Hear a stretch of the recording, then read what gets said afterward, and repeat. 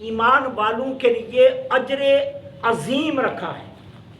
وہاں شدید کا لفظ بولا اور وہاں کبیر کا لفظ بولا کہ کافروں کے لیے سخت ترین عذاب ہے اور ایمان والوں کے لیے اجر کبیر ہے، بہت بڑا اجر ہے.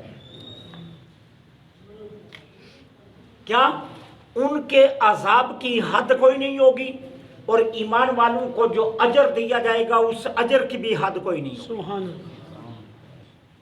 لیکن ان کے عذاب کے مقابلے میں ایمان والوں کو جو اجر دیا جائے گا وہ اجر اتنا بڑا ہوگا، اتنا بڑا ہوگا کہ اس کا تصور بھی نہیں کیا جا سکتا. اب اس کے بعد آیہ کریمہ نمبر جو 8 ہے، اس کے متعلق مفسرین کرام کے کئی اقوال ہیں. بعض مفسرین کرام فرماتے ہیں کہ یہ عاص بن وائل سہمی، اسبد بن مطلب اور ابو جال بن حشام کے متعلق یہ آیہ نازل ہوئی. اور بعض مفسرین کرام فرماتے ہیں نہیں، یہ سارے مکہ کے کافروں کے لیے نازل ہوئی. اب اس آیت کو سمجھنے کے لیے پہلے ایک تمہید کو سمجھ لیجئے.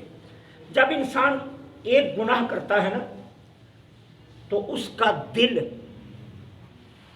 اس کی ملامت کرتا ہے.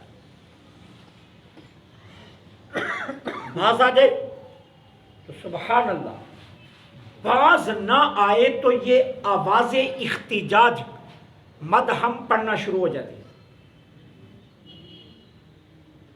جو وہ دوسری بار کرتا ہے دل پھر اس کی ملامت کرتا ہے، پھر تیسری بار کرتا ہے پھر دل ملامت کرتا ہے، پھر آہستہ آہستہ یہ دل کی آواز مدحم ہونا شروع ہو جاتی ہے، یہاں تک کہ پھر اس کے کان بہرے ہو جاتے ہیں دل کی آواز کو سننے سے.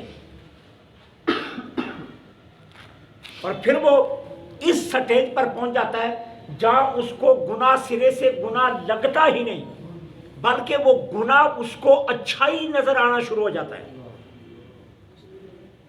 یہ وہ مقام ہے کہ جہاں پھر کوئی نصیحت اثر نہیں کرتی. یہ وہ مقام ہے جہاں کوئی نصیحت اثر نہیں کرتی.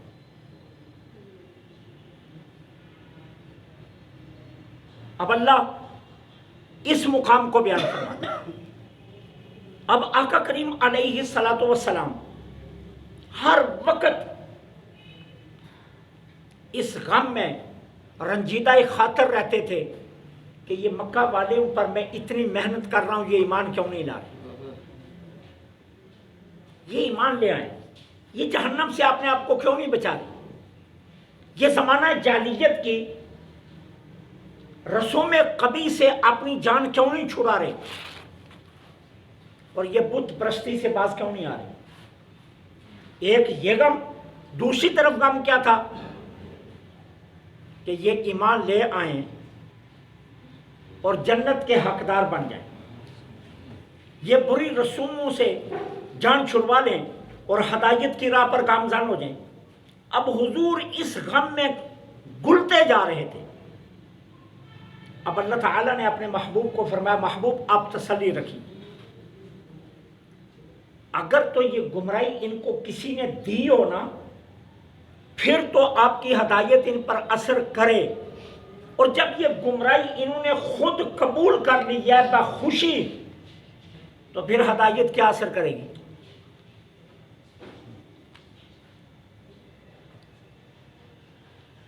پھر یہ ہدایت ان پر کیسے اثر کرے گی؟ اس کی وجہ میں آپ کو بتاتا ہوں. گناہ کو گناہ سمجھ کر کرنا یہ ہے گناہ، اور برے کام کو اچھا اور مستحسن سمجھ کر کرنا یہ کفر ہے.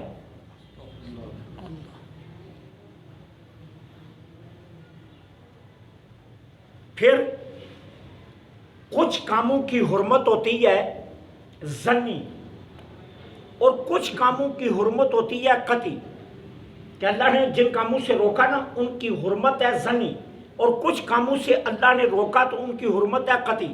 مثال کے طور پر داڑھی منڈوانا، داڑھی کو کالا خضاب لگانا، یہ کیا ہے؟ یہ حرمت ظنی ہے۔ زنا کرنا، قتل کرنا، یہ ہے حرمت قطعی۔ اب اگر آپ نے ایسا کام جو حرمت ظنی سے ثابت ہے، اگر اس کو آپ نے مستحسن سمجھ کے کیا، اچھا سمجھ کے کیا، تو یہ کفر تو نہیں ہوگا، لیکن یہ گمراہی پکی ہے۔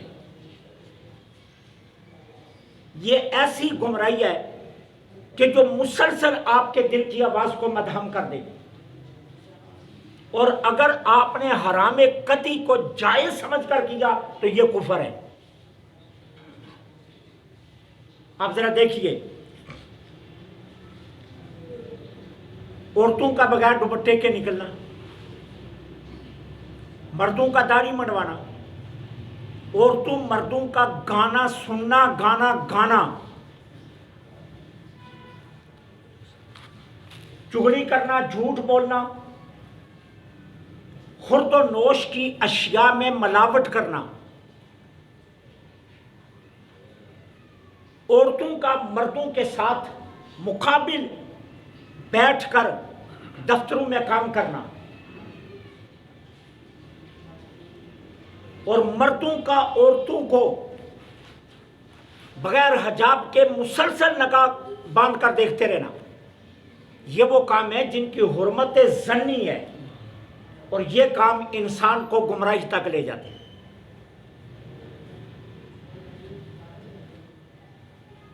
اور زنا کرنا، قتل کرنا،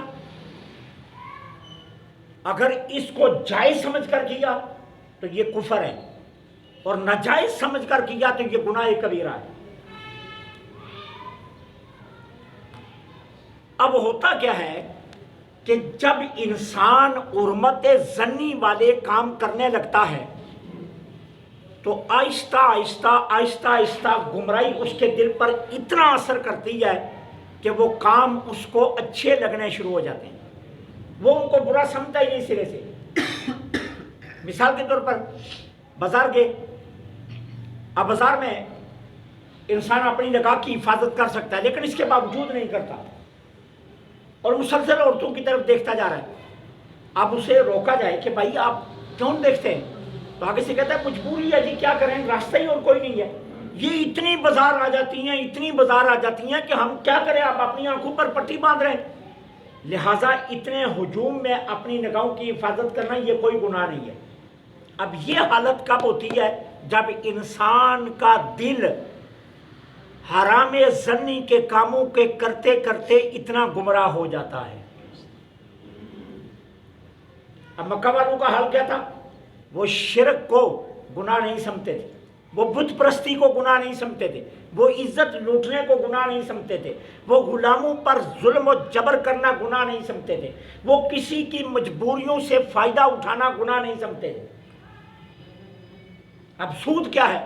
سود اصل میں مجبوری سے فائدہ اٹھانے کا نام ہے۔ اور دو طرح کے سود ہیں، ایک وہ سود ہے جو ماں سے زنا کے برابر ہے۔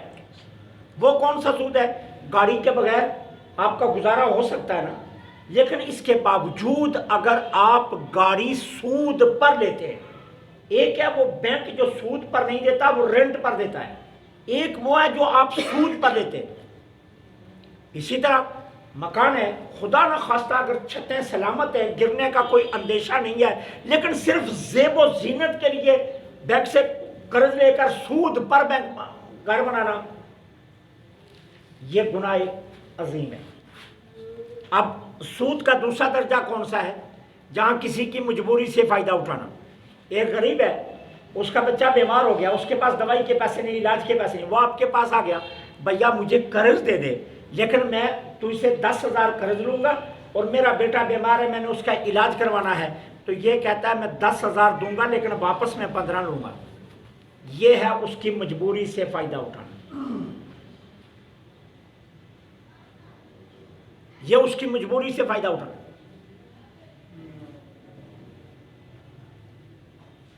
یہ اصل جب عرب میں حضور تشریف لائے نا، اس وقت جو سود رائج تھا وہ یہ تھا، مجبوریوں سے فائدہ اٹھانے والا۔ غریب لوگ عمراء کے پاس آتے اور عمراء مجبوریوں سے فائدہ اٹھا کر انہیں پیسے دیتے تھے اضافی رقم کی واپسی پر، ٹھیک ہے۔ اب یہ کیا تھا، یہ اتنا عرب میں رچ بس گیا تھا مکہ میں کہ اب لوگ مکہ والے اس کو گناہ ہی نہیں سمجھتے تھے۔ اب اللہ فرماتا ہے افمن زین لہ سوء عملہ، محبوب ان کے لیے کیوں اپنے آپ کو بولتے جا رہے ہیں، ان کے لیے کیوں آپ ہر وقت پریشان رہتے ہیں، ان لوگوں کے لیے کیوں ہر وقت آپ فرتے غم میں رہتے ہیں کہ جن کی نگاہوں میں برا کام برا رہا ہی نہیں بلکہ خوبصورت نظر آ رہا ہے۔ اور اس کا سبب کیا بنا؟ سبب یہ بنا ہے کہ انہوں نے گمراہی کو خود پسند کر لیا، اور جو گمراہی کو خود پسند کرتا ہے اللہ پھر اس کو ہدایت نہیں دیتا۔